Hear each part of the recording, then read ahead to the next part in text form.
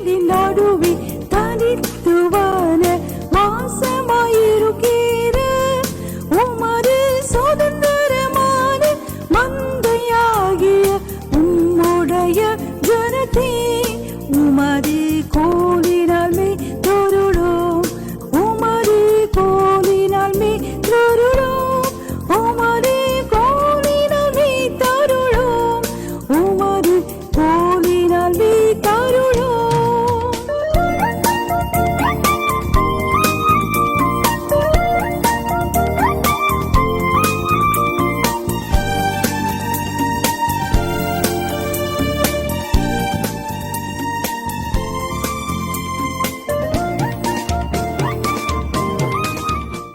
கர்த்தர் நம்ம எல்லாருடைய வாழ்க்கையிலேயும் அதிசயங்களை நடப்பிப்பார்.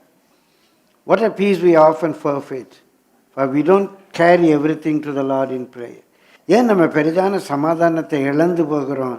எல்லாவற்றையும் ஜெபத்தில் தேவனிடத்தில் கொண்டு போகிறதில்லை. ஒரு அருமையான வேத பகுதியை வாசித்து why should we carry everything to the Lord in prayer? எல்லாவற்றையும் ஏன் ஜெபத்தில் ஆண்டவர்கிட்ட சொல்லணும்?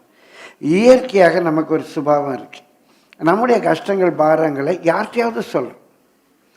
சிலர் கணவன் மனைவி சொல்லுவாங்க, பெற்றோர் பிள்ளைகள்கிட்ட சொல்கிறாங்க, சிலர் பிள்ளைகள் பெற்றோர்கிட்ட சொல்கிறாங்க, ஃப்ரெண்ட்ஸ்கிட்ட சொல்கிறோம், ரிலேட்டிவ்ஸ்கிட்ட சொல்கிறோம், மகனை பற்றி, மகளை பற்றி, மருமகளை பற்றி, மாமியாரை பற்றி, வேலை ஸ்தலத்தில் உள்ள பிரச்சனை, வீட்டில் வந்து மூஞ்ச தூக்கி வச்சுட்டு நம்ம ஷேர் பண்ணுறோம்.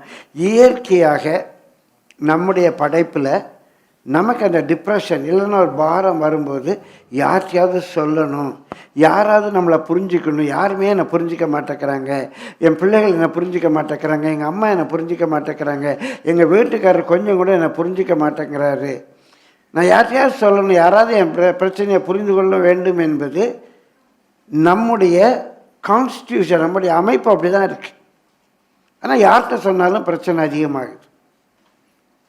பிரியமானவர்களை, கர்த்தருடைய பரிசுத்த நாமத்துக்கு மகிமை. யார்கிட்டயே போய் சொல்கிறோம், ஊழியக்காரங்கிட்ட சொல்கிறோம், பக்கத்து வீட்டுக்காரங்கிட்ட சொல்கிறோம்.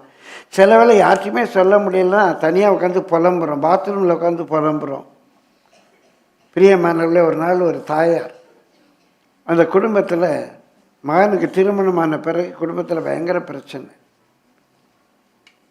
அந்த அம்மாவால் அந்த வீட்டில் வாழ முடியலை. மகனும் மருமக அந்த அம்மாவை அண்டர்ஸ்டாண்ட் பண்ண மாட்டேங்கிறாங்கன்னு அந்த அம்மா நினைக்குது.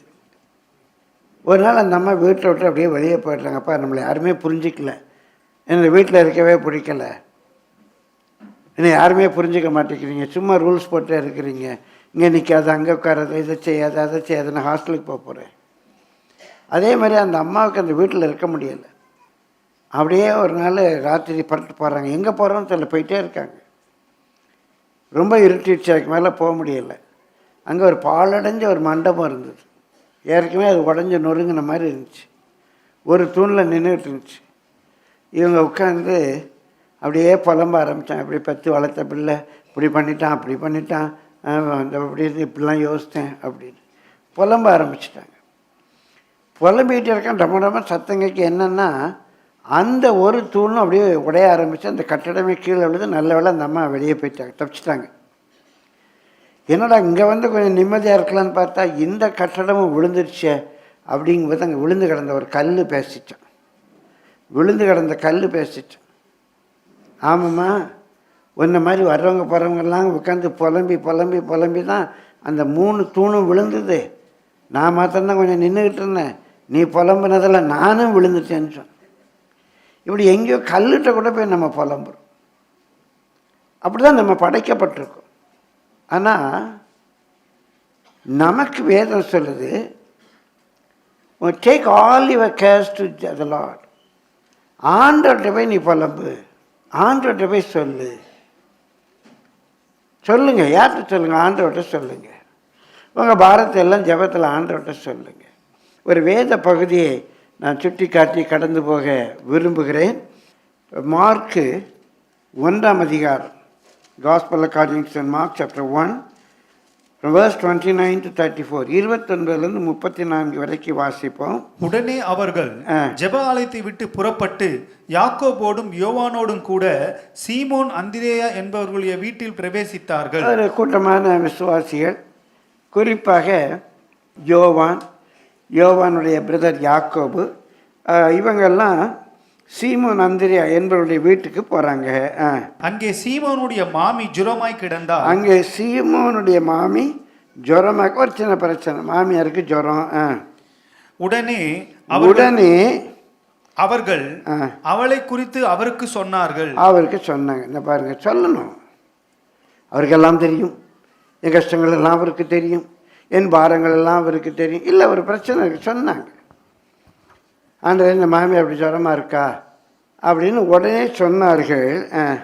அவர் கிட்ட போய் அவள் கையை பிடித்து அவளை தூக்கி விட்டார். உடனே ஜுரம் அவளை விட்டு நீங்கிற்று.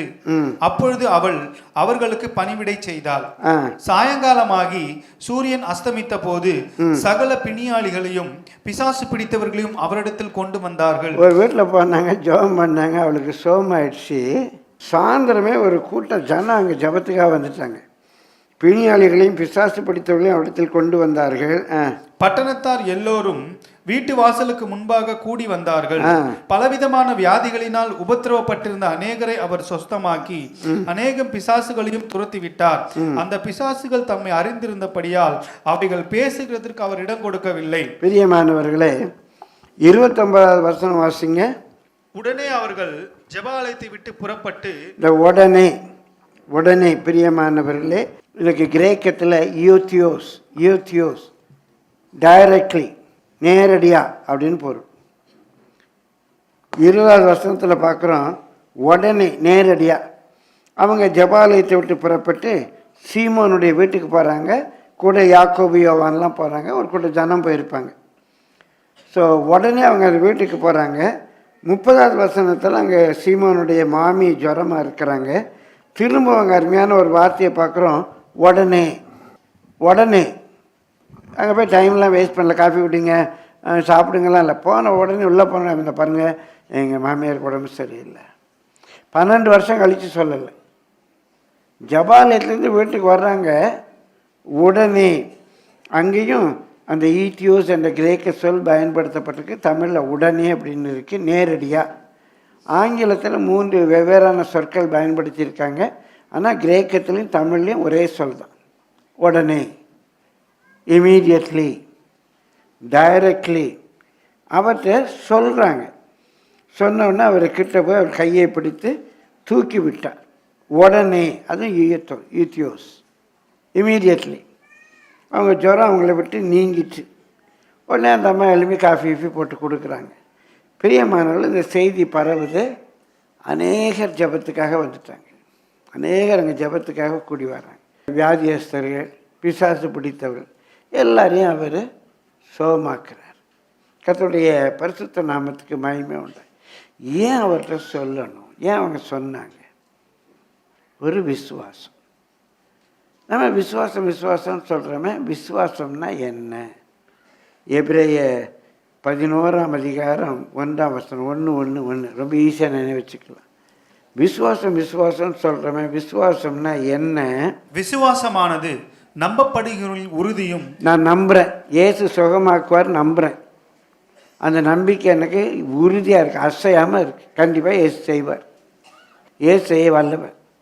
நம்பப்படுகிறவர்களின் உறுதியும் காணப்படாதவைகளின் நிச்சயமுமாய் இருக்கிறது. எனக்கு இன்னும் சுகம் கிடைக்கல, எனக்கு கிடைக்கும் நிச்சயம் இருக்கு. நான் நம்புகிறேன், நம்புறதுனுடைய உறுதி. It is the substance of the hope for. நான் எதை நம்பி இருக்குன்னா அதுக்குரிய சப்ஸ்டன்ஸ், அதுக்கு அடித்தளமே என்னது? விசுவாசம்.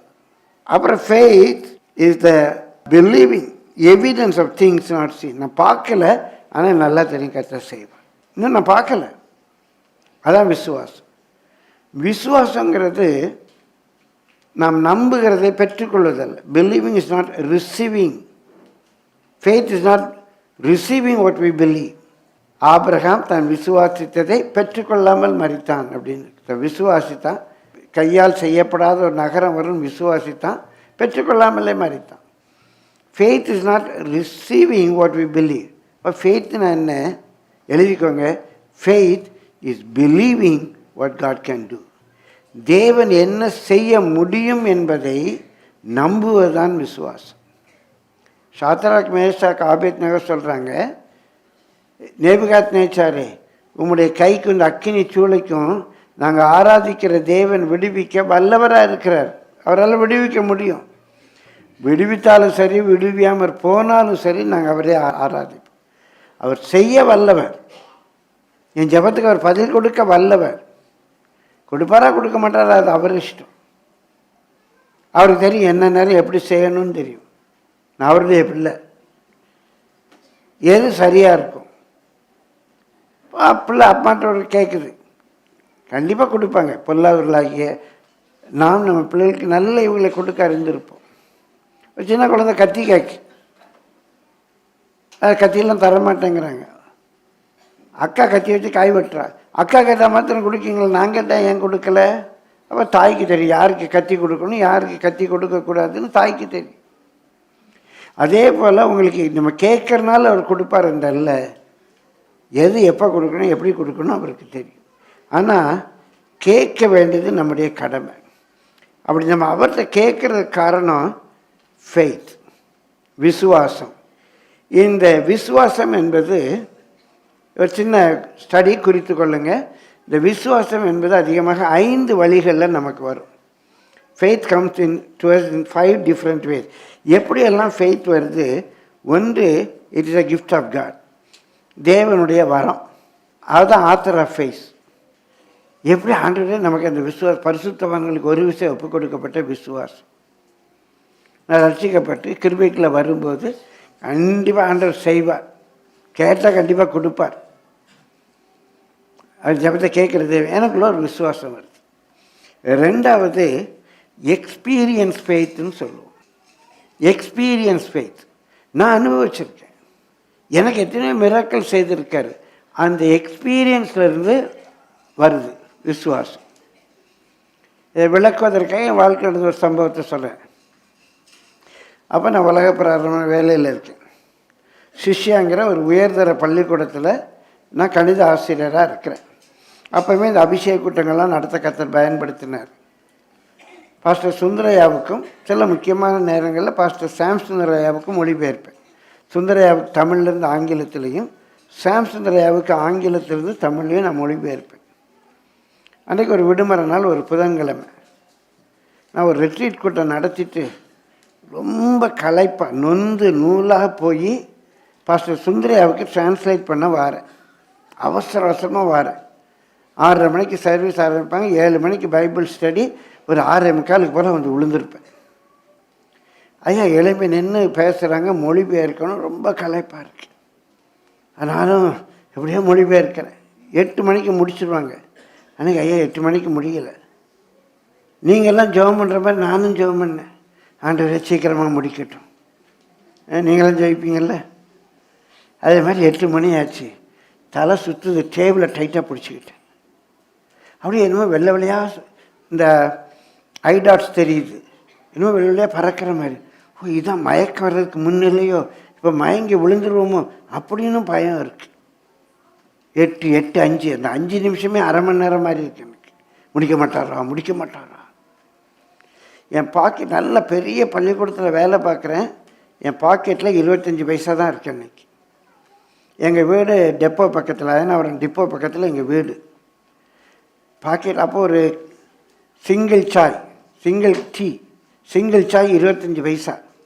டிரான்ஸ்லேட் பண்ணிவிட்டு கணக்கு ஓடுது. ஒரு சிங்கிள் சாய் குடிச்சிட்டு வீட்டுக்கு நடந்துடலாமா, இல்லை சர்ச்சு பிரசவாக்கத்துலேருந்து கெல்லிஸ் வரைக்கும் போனால் ஒரே ஒரு ஸ்டாண்டு 25 பைசா. கொஞ்சம் அப்படி கெல்லிஸ் வரைக்கும் நடந்து போய் வீட்டுக்கு பஸ்ஸில் போயிடலாமா, சாயா பஸ்ஸா இதுவரை சைடில் ஓடிக்கிட்டு இருக்கு. 8:10 8:15 இருக்கும். ஐயா முடிச்சார், சாயா பஸ்ஸா அப்படின்னு கேட்டு கீழே போகிறேன். சபை மாடியில் இருக்கும், கீழே இறங்கி அவசரமாக போகிறேன். பசி பிடுங்குது. அங்கே ஒரு ஐயா நின்னார், நான் பார்த்ததே கிடையாது கேட்டில். பிரேஸ்லாட் தம்பினார். பிரேஸ்லாட் ஐயா, வாங்க டீ குடிச்சிட்டு போகலான்னார். யாருன்னே தெரியாது. அப்படி யாரும் கூப்பிட்டா நான் போக மாட்டேன். அது மாதிரி கொஞ்சம் ஷை டைப்பு. அன்றைக்கி என் பசினால் இல்லை, என்னால் ரெசிஸ்ட் பண்ண முடியலை. அவ்வளோ உரிமை, வாங்க டீ குடிச்சிட்டு போகலான்னார். டீ குடிக்க போய் உட்காந்தோம். இங்கே பக்கத்தில் ரோமஸ்ங்கிற ஹோட்டலில் தான் டீ குடிக்க உட்காந்தோம். வெயிட்டர் வந்தான். உடனே அந்த ஐயா சொன்னாங்க, 2 பிரியாணின்னாங்க. நான் பிரதர் அப்படின்னு, இருங்க இருங்க, நீங்கள் டிரான்ஸ்லேட் பண்ணிகிட்டு இருக்கும்போது ஆண்டவர் சொன்னார், என் தாசனுக்கு பிரியாணி வாங்கி கொடு என்று. என் பசி அறிந்த தேவன், உலக பிரகாரமான நல்ல வேலையில் இருக்கிறேன், முழு நேர ஊழியத்தில் இல்லை. அப்படியே கண்ணிலேருந்து கண்ணீர் தரத்தரையாக வடிஞ்சிச்சு. ஆனால் உங்கள்கிட்ட நான் பேசினது இல்லையா, நீங்கள் ஒரு நல்ல மொழிபெயர்ப்பாளர், உங்களை போய் எப்படி பிரியாணி சாப்பிடவான்னு கூப்பிட நான் பஸ் ஸ்டாண்டுக்கு போயிட்டேன். அவர் சொல்கிறார், ஆண்டவர் என்னை விடவே இல்லை. நான் ஆண்டவர்கிட்ட சின்ன பொருத்தனை பண்ணேங்க, அவர் டீ குடிக்க கூப்பிடுவேன், அவர் வந்தார்னா பிரியாணி வாங்கி கொடுப்பேன்னு சொன்னேன். தப்பாக நினைக்காதீங்கயா, ஆண்டவர் தான் என்கிட்ட பேசினாரியான்னாரு. என் உள்ளம் நொறுங்கிச்சு. இப்படி அநேக சம்பவங்கள் அது என்னுடைய விசுவாசத்தை பலப்படுத்தியது. வேலையை ராஜினாமா பண்ணிட்டு வர்றதுக்கு அது ஏதுவாக இருந்தது. ஏன்? என்னுடைய எக்ஸ்பீரியன்ஸ். கர்த்தர் தேவைகளை சந்திப்பார். இன்றைய வரைக்கும் நன்மை குறைபடாமல் கர்த்தர் நடத்துகிறார். இந்த 2025 வரைக்கும் எல்லாருக்கும் உங்களுக்கு என்னை பற்றி தெரியும். பிரியமான, என்னுடைய தேவைகளுக்காக, பிள்ளைகளுடைய படிப்புக்காக, பிள்ளைகளுடைய திருமண காரியங்களுக்காக, எங்கள் குடும்ப காரியத்துக்காக, என்னுடைய நோய் செலவுக்காக கூட தனிப்பட்ட முறையில் நேரடியாகவோ மறைமுகமாக கேட்டதில்லை, பெருமைக்காக சொல்லலை, நீங்களும் குறை வைத்ததில்லை. கர்த்தர் ஆச்சரியமாக நடத்துகிறார். ஏன் சொல்கிறேன்? எக்ஸ்பீரியன்ஸ் நம்ம வாழ்க்கையில் நடந்தது. இது நம்ம விசுவாசத்தை பலப்படுத்துது. மூன்றாவது ஆப்சர்வேஷன் ஃபெய்த். ஆப்சர்வேஷன் ஃபெய்த்துன்னு சொல்லுவோம். ஒரு காரியத்தை பார்க்குறோம், அப்சர்வ் பண்ணுறோம். அவங்க வாழ்க்கையில் இப்படி நடந்துச்சு, அந்த பரிசுத்தவனுடைய வாழ்க்கையில் இப்படி நடந்துச்சு, அப்போ கர்த்தர் என்னுடைய வாழ்க்கையிலையும் செய்ய வல்லவராக இருக்கார்.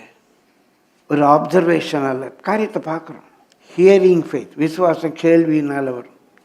சபையில் சாட்சியில் கேட்குறோம். ஒரு ஐயா வந்து சொல்கிறாங்க, இப்படி என் பிள்ளை செத்து போச்சு, டாக்டர் செத்துட்டான்னு டிக்ளேர் பண்ணாங்க, ஜபத்துக்கு கொண்டு வந்த ஐயா ஜபிச்சாங்க, என் பிள்ளைக்கு உயிர் வந்துச்சு. சாட்சி சொல்கிறாங்க, நம்ம சபையில் நடந்த சாட்சி. அப்படியா? செத்து போன பிள்ளை உயிரோடு வந்துச்சா? டாக்டர் டிக்ளேர் பண்ண பிள்ளையா? ஆமாம், நம்ம சபையில் நடந்துச்சு. சாட்சி வருது. எத்தனை பேர் எவ்வளோ பயங்கரமான சாட்சிகளை சொல்லியிருக்கிறீங்க. பிரியமானவர்களே, இந்த வேதத்தில் சாட்சி இருக்கு.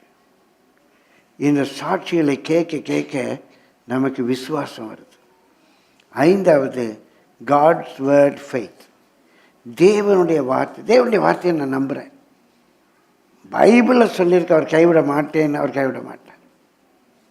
பைபிளில் சொல்லியிருக்க அவர் உன்னை விட்டு விலக மாட்டேன்னு சொல்லியிருக்கார், அவர் விலக மாட்டார்.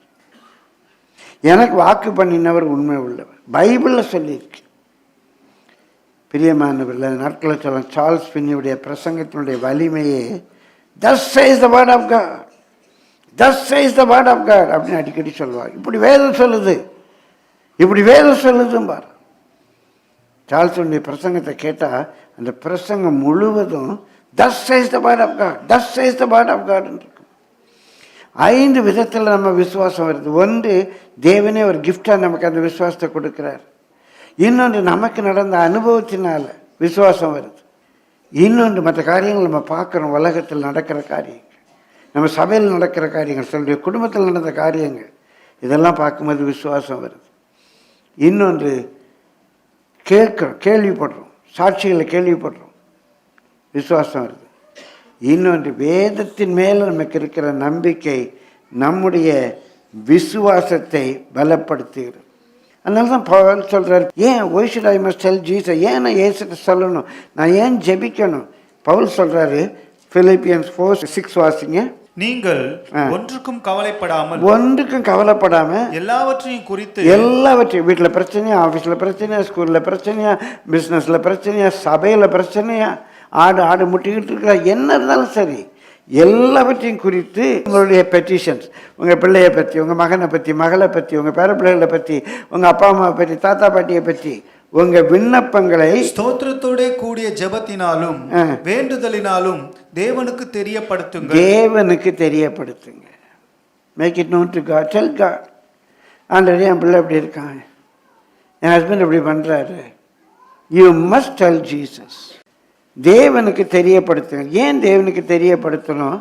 சுருக்கமாக ஒரு 7 காரியங்களை நான் சொல்கிறேன். ஏன் தேவனுக்கு இயேசுக்கு தெரியப்படுத்தணும்?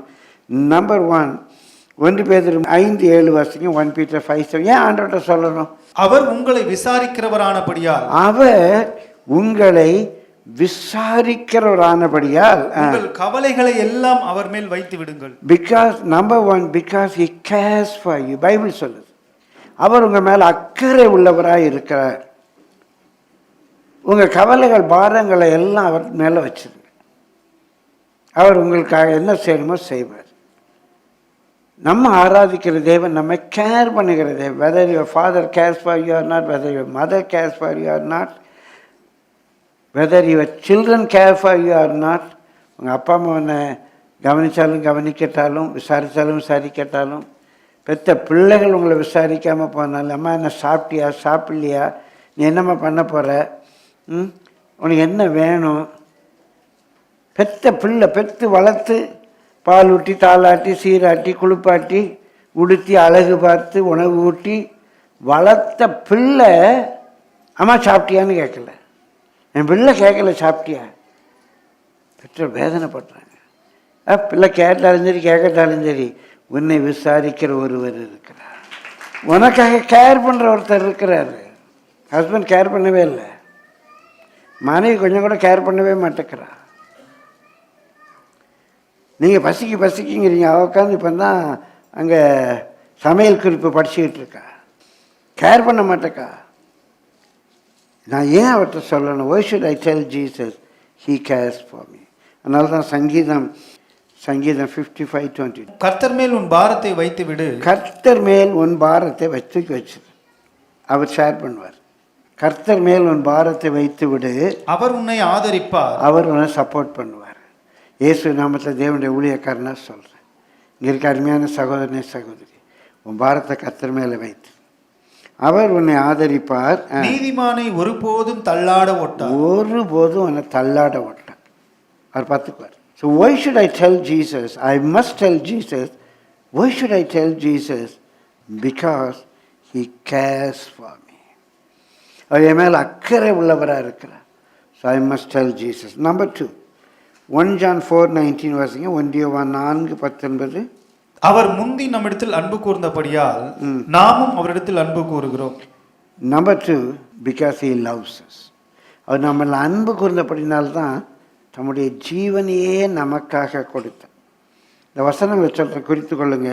1 யோவான் 4:10, 1 John 4:10, யோவான் 3:16, John 3:16, 2 Corinthians 5:14 and 15, 2 Corinthians 5:14-15, எபேசியர் 2:3-5, Ephesians chapter 2 from verse 3 to 5. இந்த வசனங்கள் எல்லாம் குறித்து கொள்ளுங்க. தேவன் இயேசு நம்ம மேலே அன்பாக இருக்கிறார். அன்பு எப்போவுமே கிரியேட் செய்யும். அன்புங்கிறது I love you darling, I love you darling சொல்கிறதுனால 5 பைசா பிரயோஜனம் கிடையாது. நான் பலமுறை சொல்லியிருக்கேன், love is a kinetic verb, is not a static verb. அது என்ன கைனட்டிக் வேர்ப்?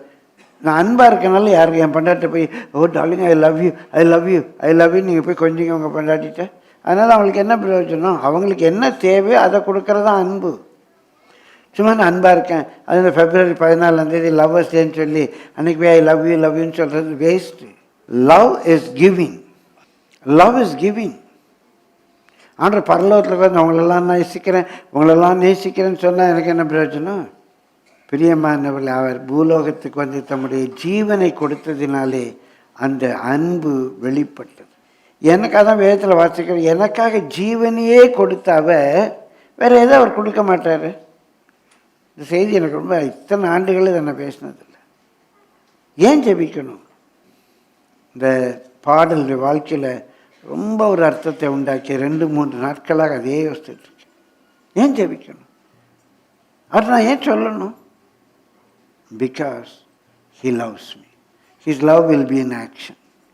அவருடைய அன்பு கிரியேட் செய்கிற அன்பு. அவர் என் மேலே அன்பாக இருக்கிறனால கண்டிப்பாக அந்த அன்பு கிரியேட் செய்யும். I must tell Jesus. I must tell Jesus alone. யார் அன்பாக இருக்காங்களோ அவங்கள்ட்ட தானே போய் சொல்ல முடியும். நம்ம யார்கிட்டையும் சொல்லி எவ்வளோ பயங்கரமான பிரச்சனையில் மாட்டிக்கிறோம் தெரியுமா? நம்மகிட்ட கதையை கேட்டு போய் அதை அப்படியே திரித்து வெளியே போய் சொல்லுவாங்க. நம்ம சொன்னது சொல்லாது, சொன்னதையே வேற ஒரு டோனில் சொல்லுவாங்க. இப்போ நான் சொல்லியிருப்பேன், இந்த தம்பி சொல்கிறது எனக்கு பிடிக்கல, தம்பி செய்கிறது எனக்கு பிடிக்கல, ஏதோ ஒன்று செஞ்சுருப்பேன், எனக்கு பிடிக்கலன்னு சொல்லியிருப்பேன். அப்படியா பாஸ்டர்? ஆமாம், செஞ்சது எனக்கு பிடிக்கல. அவர்கிட்ட போய் சொல்லுவாங்க, என்னடா நீ பாஸ்டர் விழுந்துகிட்டு இருக்க, பாஸ்டர் சொல்கிறாரு ஒன்றும் அவருக்கு பிடிக்கவே பிடிக்கலையாண்டா. யார்கிட்ட சொல்லி பாருங்க, இப்படி தான் போய் சொல்லுவாங்க. அந்த டோன் அப்படி மாற்றி, நம்ம சொன்ன டோன் வேறு மாதிரி இருக்கும், அவங்க சொல்கிற டோன் வேறு மாதிரி இருக்கும். எவ்வளோ பெரிய பிரச்சனைகள் வருதில்ல வாழ்க்கையில். சொன்னதை சொல்லாததை எல்லாத்தையும் சொல்லி தான் நம்ம வாழ்க்கையே கெடுது. I must tell Jesus. நான் ஏசுகிட்ட போய் சொல்லணும். ஏன் இவ்வளோ கஷ்டப்படுறீங்க? எத்தனை பிரச்சனை உங்கள் வாழ்க்கையில் வந்துச்சு. இந்த பிலிவர்கிட்ட பேசி, அந்த பிலிவர்கிட்ட பேசி, இந்த சொந்தக்காரங்கிட்ட பேசி, ஆஃபீஸில் யார்ட்டையோ சொல்லி, ஆஃபீஸில் உங்கள் கொல்லிக்கிட்ட சொல்லி எனக்கு வேலை செய்யவே பிடிக்கல, அம்மம்மா ரொம்ப கஷ்டமாக இருக்குது அப்படின்னு தாளம் போடுவாங்க. போட்டுட்டு நேராக எங்கள் மேனேஜர்கிட்ட போய் சொல்லுவாங்க, இல்லை ஹெச்ஆர்கிட்ட போய், அவர் வேலையை ரிசைன் பண்ண போகிறார். ஏன்? இல்லை அவர் பிடிக்கல, பேப்பர் போடலான்னு சொல்லிட்டான் அப்படின்னு. என்னப்பா? நான் சொல்லவே இல்லை. என்ன ஆமாம், நீ தானே சொன்ன எனக்கு இந்த வேலை பிடிக்கல. என்னடா அவர்கிட்ட போய் சொல்ல சொன்னேன். நீ சொன்னாதான் சொன்னேன், அவர் வேறு ஆள் பார்க்கலாம்ல. இப்படி தானே கஷ்டப்படுறீங்க சொல்லிட்டு. நிறைய பேர் ஆண்டவர் தீர்க்கமாக பேசுகிறார். சும்மா இல்லாமல் உளறி இன்னைக்கு வாழ்க்கையில் பெரிய பிரச்சனை. ஐ must tell Jesus. He loves me. He has given his life for me. எனக்காக தன்னுடைய வாழ்க்கையே கொடுத்தவர். நான் வேறு யார்கிட்ட சொல்ல முடியும்? What a peace I often forfeit. இவ்வளோ பெரிய சமாதானத்தை இழந்து போகிறேன். Because I don't take everything to the Lord in prayer. எல்லாவற்றையும் ஜெபத்தில் இயேசுவிடத்தில் கொண்டு போகாததுனால என் சமாதானத்தையே நான் இழந்து போகிறேன். Because he cares for me. அவர் என்னை விசாரிக்கிறவர். Because he loves for me. மூன்றாவது ரொம்ப முக்கியமானது, வேதத்தின்படியும் உளவியல் படியும் வாசிங்க. மத்தேயு 9:36. அவர் திரளான ஜனங்களை கண்டபொழுது அவர்கள் மேய்ப்பனில்லாத ஆடுகளைப் போல தொய்ந்து போனவர்களும் சிதறப்பட்டவர்களுமாய் இருந்தபடியால் அவர்கள் மேல் மனதுருகி. பிரியமானவர்களே, Jesus is a kind and compassionate friend அப்படின்னு பார்க்குறோம். மனம் உருகிறது. கம்பேஷன் என்ற சொல்லினுடைய பொருள், அவங்களுடைய வேதனையை அவங்க வேதனைப்படுகிறது போல நான் வேதனைப்படுறது. ஒரு நாள் ஒரு மகா புருஷனோட ஏதோ பிரச்சனை, அவங்க அம்மாட்ட போய் அல்றா, இப்படி எங்கள் வீட்டுக்கார் பண்ணிட்டாருமா, அவங்க மருமன் இப்படி பண்ணிட்டாருமா, இந்த மாதிரி பண்ணுறாருமா, இந்த மாதிரி பேசிட்டாருமா. அந்த அம்மா அப்படியே மூஞ்சி சுட்டு வச்சுக்கிட்டு அவங்க சப்பாத்திக்கு மாவு பேசுகிறாங்க. தன் புருஷனை பற்றியே சொல்லிகிட்டு இருக்கா, தான் வேதனையெல்லாம். அதனால் அம்மா ஒரு வார்த்தை கூட பேசாமல் மாவு பேசிக்கிட்டு, என்னம்மா? ஆமாம் பெருசாக சொல்ல வந்துட்டேன். உங்கள் அப்பனோட நான் 30 வருஷமாக குப்பை கொட்டிக்கிட்டு இருக்கேன், நீனும் அவன் புருஷனை பற்றி சொல்கிறிய. இப்போ அந்த அம்மாவுக்கு எது பிரச்சனை? அந்த அம்மாவுக்கு என்ன பிரச்சனை? அவள் வீட்டுக்காரன் பிரச்சனை. இப்போ அந்த அம்மாவுக்கு யார் பெட்டராக தெரியுது? யார் பெட்டர்? மருமகன் பெட்டர். வீட்டுக்காரனோட மருமகன் பெட்டராக தெரியுது அந்த அம்மாவுக்கு. 2 ஃப்ரெண்ட்ஸு பேசுகிறாங்க. உங்கள் வீட்டுக்காரன் மாதிரி வராதுடி, நான் நல்லா ஒன்றை பார்த்துக்கிறாரு. இது ஒரு விபச்சாராவி தானே. இவங்க வீட்டுக்காரர் மேலே திருப்தி கிடையாது. இவங்களுக்கு யார் வீட்டுக்காரர் பெட்டர்? ஃப்ரெண்டோடைய வீட்டுக்காரர் பெட்டர். அவளுக்கு யார் வீட்டுக்காரர் பெட்டர்? இவங்க வீட்டுக்காரர் பெட்டர். இன்றைக்கி உலகத்தில் அநேகர் அவங்க பிரச்சனைகளை புரிஞ்சிக்கவே முடியாது. அவன் ரொம்ப சீன் காட்டுற, ரொம்ப அலட்டுற, அவங்கவுங்களுக்கு அந்த பல்வலி வந்தால் தான் தெரியும்பாங்க. மற்றவங்களால நம்ம வேதனையை புரிந்து கொள்ள முடியாது. ஆனால் கம்பேஷன் என்ற சொல், கம்பேஷன் நம்ம பேஷனோடு கூட இணைகிறவர் அவர். நம்முடைய வேதனையை புரிந்து கொள்ளுகிறவர் அவர். மனதுருக்கம் உள்ள, நம்ம வேதனைப்படும்போது தேவாதி தேவன் அப்படின்னா ஒரு மிரக்கல் நடக்கும். அவர் அப்பெல்லாம் செய்யலை. அவருடைய நேச்சர் நம்ம படுகிற கஷ்டத்தில் நம்மோடு கூட வேதனைப்படுகிறார். அநேக ஆண்டுகளுக்கு முன் என்னுடைய வாலிப வயதில் கன்னியாகுமரி மார்த்தாண்டத்தில் ஒரு நாள் அந்த நாயின் ஒரு விதவை கதையை பேசிக்கிட்டு இருக்கேன். அந்த நாயின் ஒரு விதவை அந்த வாலிப பையன் இறந்து போன அந்த பாடையை தூக்கிட்டு வர்றாங்க. அந்த அம்மா பின்னாலே அவள் இளம் விதவை, பையனும் இறந்து போயிட்டான், ஒரே பையன், பின்னாலே அழுதுட்டு வரா. நாயின் என் ஊரின் வாசலில் இயேசுவும் அந்த இயேசுவோடு வந்த ஊர்வலமும் இந்த சவ ஊர்வலமும் ஒன்றாக சேருது.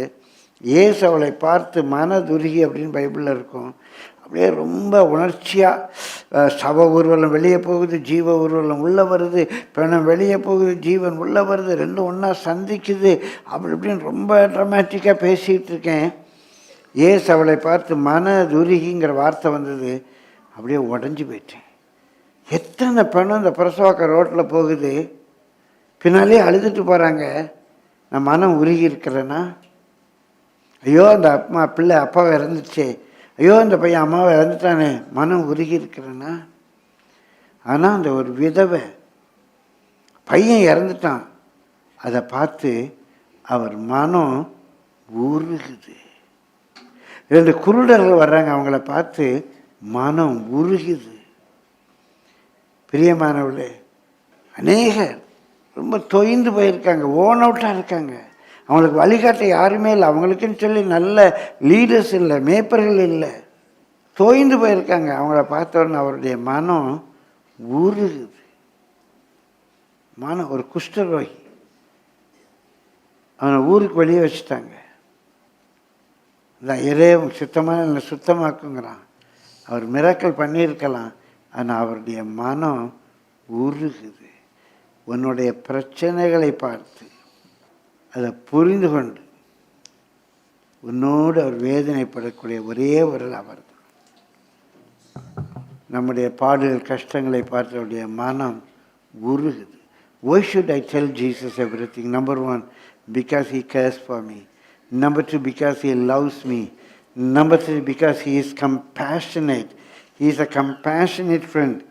பிரியமானவர்களை, வியாதியஸ்தரை பார்த்து மனம் உருகினார், பிளைண்டை பார்த்து மனம் உருகினார், குஷ்டரோகியை பார்த்து மனம் உருகினார், பிசாசு பிடித்தவர்களை பார்த்து மனம் உருகினார். அந்த லேகியன் பிசாசு பிடித்தவனை பார்த்து பின்னால் வாசிப்போம், அவன் மேல் மனதுருகி என்று இருக்கும். பிரியமானவர்களை, கர்த்தருடைய பரிசுத்த நாமத்துக்கு மகிமை உண்டு. 4வது, why should I tell Jesus? He knows my pain. என்னுடைய இது ரொம்ப ரொம்ப முக்கியமானது. ஏன் நம்ம இயேசுட்ட ஜெபிக்கிறோம்? நீ போகிற பாதையில் ஒருவேளை உங்கள் அம்மா இல்லாமல் இருக்கலாம், நீ போகிற பாதையில் உங்கள் அப்பா இல்லாமல் இருந்திருக்கலாம், உங்கள் அப்பா அம்மா ரொம்ப கைண்டாக இருந்திருப்பாங்க, நீ போயிருக்க வீட்டில் பயங்கரமான பிரச்சனை இருக்கலாம். அதனால் அந்த பிரச்சனை போய் நீ அவங்க அப்பா அம்மாட்ட சொன்னோம், உங்கள் அப்பா அம்மாவுக்கு அது புரியாது. ஸ்கூலில் காலேஜில் உங்கள் அப்பா அம்மா படிக்கலை, ஸ்கூலில் காலேஜில் உள்ள பிரச்சனை போய் உங்கள் அப்பா அம்மாட்ட சொன்னால் அது அவங்களுக்கு புரியாது. ஆனால் அங்கே இயேசுவை பற்றி பார்க்குறோம், ரொம்ப ரொம்ப முக்கியமானது. Why should we pray? எபிரேயர் 4:15 வாசிங்க. எபிரேயர் 4:15. நம்முடைய பலவீனங்களை குறித்து பரிதபிக்க கூடாத பிரதான ஆசாரியர் நமக்கிராமல் எல்லா விதத்திலும் நம்மை போல சோதிக்கப்பட்டு, எல்லா விதத்திலும், இங்கிலீஷில் இருக்க ஆல் பாயிண்ட்ஸ், எல்லா விதத்திலும் நம்மை போல சோதிக்கப்பட்டார். கூட இருந்தவன் காட்டி கொடுத்தான், அநியாயமாக குற்றம் சாட்டப்பட்டாங்க, அடித்து துவைச்சி தொங்க விட்டாங்க, யாருக்காக வந்தாரோ அவங்களே அவருக்கு விரோதமாக நின்னாங்க. பக்கத்தில் இருக்க கேலி பண்ணுறான், என்னன்னே தெரியாமல் காரி துப்புறாங்க. எந்தெந்த விதத்தில் சோதிக்கப்படுறீங்க? இயேசு தாங்கின துன்பங்கள். நமக்கு என்னென்ன பிரச்சனை உலகத்தில் இருக்குது, அந்த பிரச்சனைகள் எல்லாவற்றையும் தனியாக அவர் ஒருவரே அனுபவித்தார். உங்களுக்கு பிரச்சனை இருக்கா?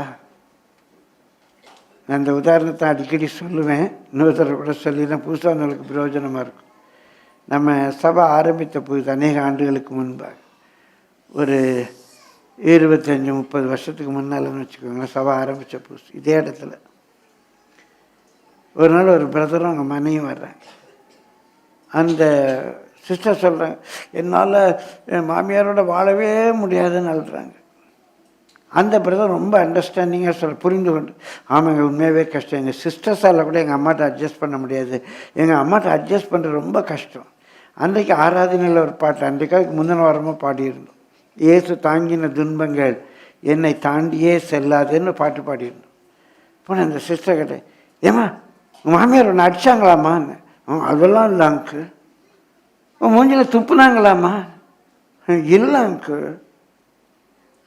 என்ன பண்ணாங்கம்மா, முடிய பிடிச்சி இழுத்தாங்களா? அதெல்லாம் இல்லை அங்கு. நடு வீட்டில் விட்டு ட்ரெஸ் எல்லாம் கலட்டினாங்களாம்மா? சீச்சு அப்படிலாம் இல்லை அங்கு. என்ன செஞ்சிட்டாங்க உங்கள் மாமியார்? இன்னைக்கு தானே பாருங்க, இயேசு தாங்கின துன்பங்கள் என்னை தாண்டியே செல்லாதுன்னு. என்ன துன்பம் வந்துச்சு? அடித்தாங்களா? இல்லை. துப்புனாங்களா? இல்லை. முடிய பிடிச்சி இழுத்தாங்களா? இல்லை. நடு வீட்டில் நிப்பாட்டி ட்ரெஸ்ஸை கழட்டி விட்டாங்களா? இல்லை. இது எல்லாத்தையும் இயேசு தாங்கினார்ல. நீ தானே பாருங்க, இயேசு தாங்கின துன்பங்கள் என்னை தாண்டியே செல்லாதுன்னு. போப்போ எல்லாம் வர்றதுக்காக ஜபிக்கிறேன்ட்டு என்கிட்ட போய் ஜபிக்க வந்தாங்களே. பிரியமானவர்களே, எல்லாம் மாறிச்சுது. அது வரைக்கும் இருந்த அந்த பகையெல்லாம் போச்சு. அப்புறம் மம்மி மம்மி மம்மி மம்மி இருக்காங்க இங்கே வச்சு தான் சொல்கிறேன். அவங்கள வச்சுக்கிட்டு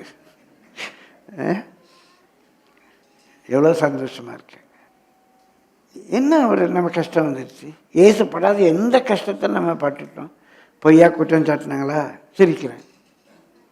பொய்ன்னு தெரியும். அப்படி தானே இயேசு பொய்யா குற்றம் சாட்டினாங்க. கூட இருந்தவனே காட்டி கொடுக்குறான்னா அப்படி தானே இயேசுக்கு நடந்துச்சு. என்னுடைய சூழ்நிலை எல்லாவற்றையும் அவர் அறிகிறார். ஏன்னா அவர் என்னை போல சோதிக்கப்பட்டார். எல்லா பாயிண்ட்லேயும் அவர் சோதிக்கப்பட்டார். I am following that Jesus. So he can understand how much I will suffer. அது என்ன எப்படி ஹர்ட் பண்ணும் அவருக்கு தெரியும். தமக்கு முன்பாக வைக்கப்பட்ட பிரியமானவர்களே அந்த பரிசு பொருளுக்காக எல்லாவற்றையும் அவர் சகித்தார். சிலுவையை சகித்தார். இப்போ ஐ லேர்ன் ஃப்ரம் ஹிம். எனக்குன்னு ஒரு முடிவு இருக்குது. கர்த்தர் பார்த்துக்குவார். God will see to it. The joy fills my heart. அந்த மகிழ்ச்சி என் இருதயத்தை நிரப்புகிறது. நான் குறிப்புகள் நிறையா எழுதியிருக்கிறேன். குறிப்புகளை சொல்லி மட்டும் கடந்து போகிறேன். Because he knows my pain. I can tell Jesus. I must tell Jesus. I must tell Jesus. Because he was also tempted or suffered as I suffered. Number 5, Matthew 28:18. அப்பொழுது இயேசு சமீபத்தில் வந்து அவர்களை நோக்கி, வானத்திலும் பூமியிலும் சகல அதிகாரமும் எனக்கு கொடுக்கப்பட்டிருக்கிறது. நிறைய வசனம் இருக்கு, எல்லாவற்றையும் சொல்ல நேரம் இல்லை. ஏன்? he is all powerful. உங்கள் வீட்டுக்காரர் ஆல் பவர்ஃபுல்லா? உங்கள் அண்ணன் ஆல் பவர்ஃபுல்லா? உங்கள் பக்கத்துக்கு போய் சொல்கிறேன் அவன் ஆல் பவர்ஃபுல்லா? வேலை பார்க்குறவங்கள்லாம் புலம்பிக்கிட்டு இருக்கேன் அவங்கெல்லாம் ஆல் பவர்ஃபுல்லா? அவங்களால என்ன செய்ய முடியும்?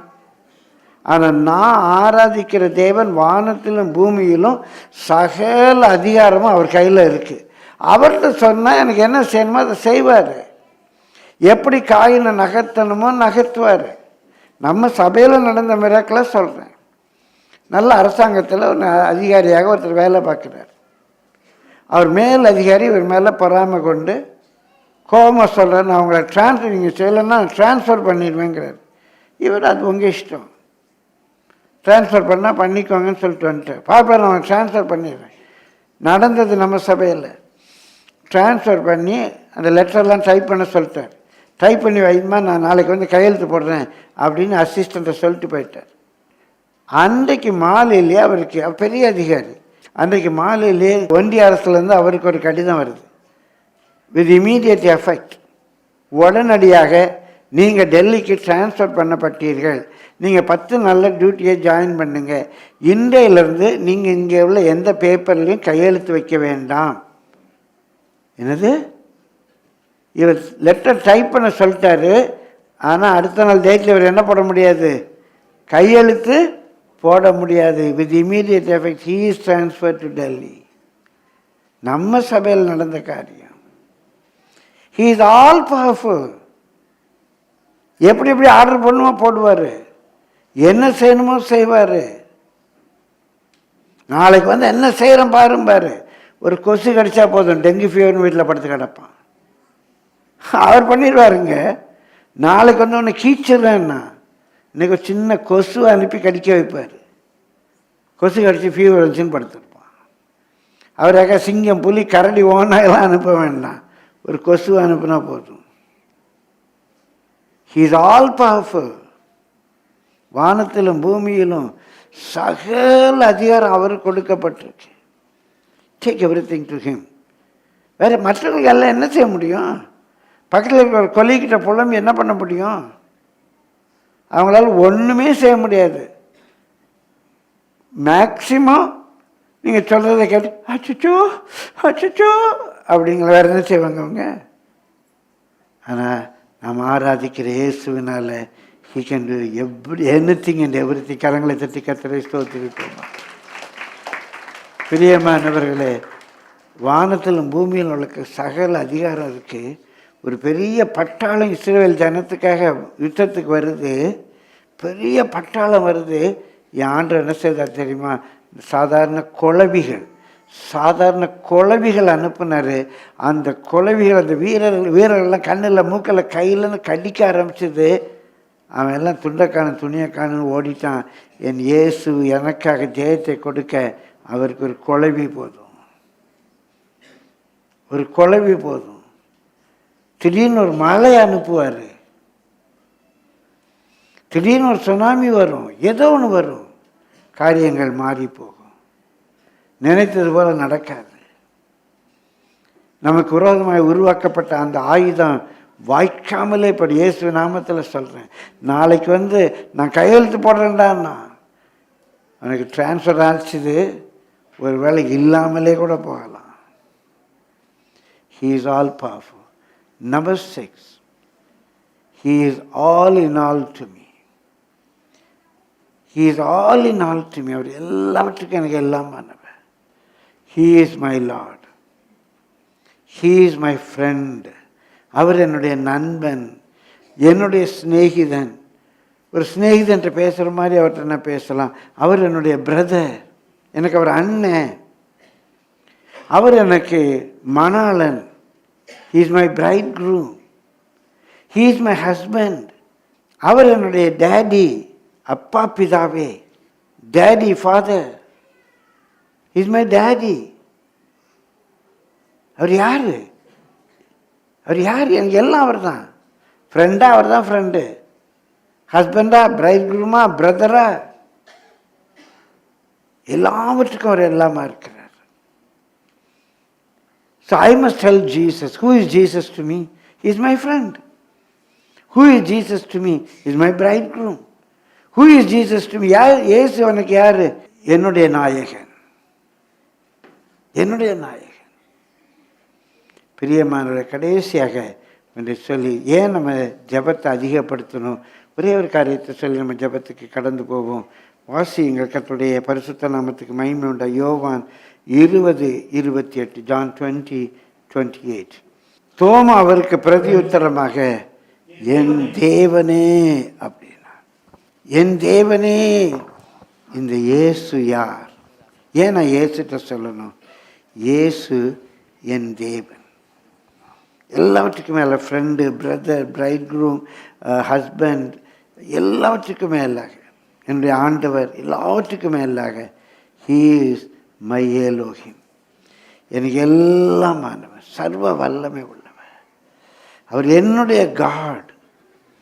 அந்த இயேசு குறித்து புதிய ஏற்பாட்டில் வாசிக்கிறோம். மகாதேவன், நித்தியானந்த தேவன். அவர் என்னுடைய தேவன், என்னுடைய பர்சனல் காட். உலகத்தில் எல்லாருக்கும் ஏதோ தெய்வம் இருக்கலாம். தெய்வத்திலலாம் போய் அவங்க வேண்டிக்கிறாங்க. என்னுடைய தேவன் இயேசு கிறிஸ்து.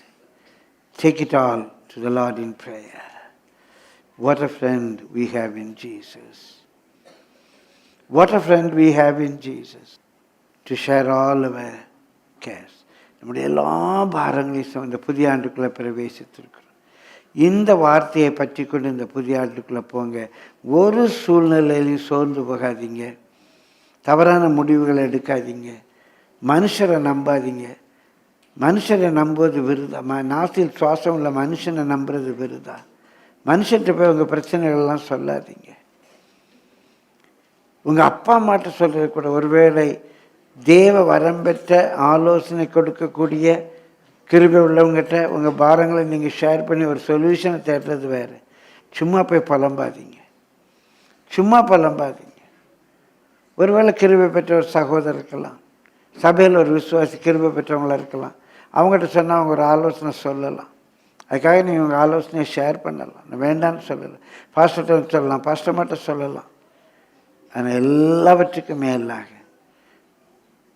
எங்களுடைய பவர்லாம் லிமிட்டட் தான். He is all powerful. அவர் சர்வ வல்லமை உள்ளவர். Take it to the Lord in prayer. What a friend we have in Jesus. இயேசுல எப்படிப்பட்ட ஒரு ஃப்ரெண்ட் நமக்காக இருக்காங்க.